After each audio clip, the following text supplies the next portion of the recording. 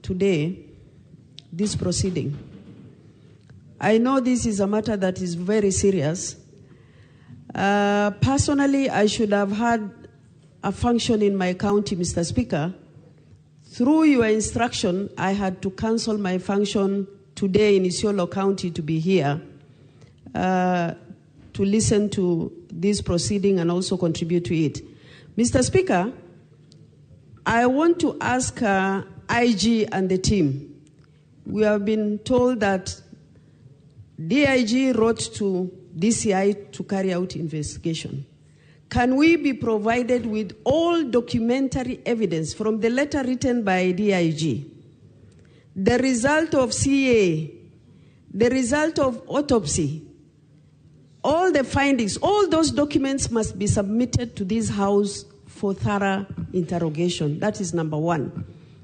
Number two, Mr. Speaker, there is tendency of actually, in the case of cybercrime, where individuals commit crime, they are transported all the way from where the crime is committed to Nairobi, where taxpayers' money is spent, police officers are sent, vehicles are fueled.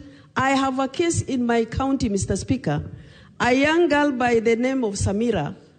She actually was arrested in Mombasa, brought to Nairobi to write a statement. From Nairobi, she was taken to Isiolo to write a statement. She has a young baby.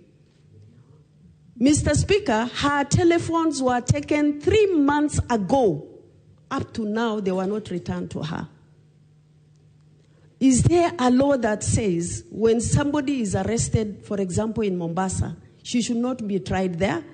She should be brought to Nairobi or taken wherever police want to take them.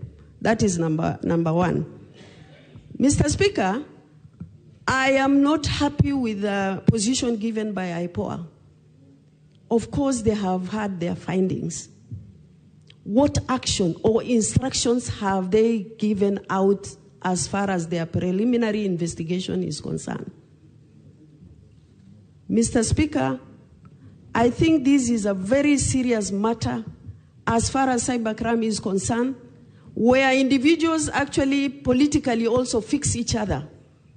And this is a matter I would ask CS Murkomen, even if it means actually amending the law that governs cybercrime, something has to be done so that we correct that situation where our kids, where politicians also fix each other, that the law must govern that particular act properly. I thank you.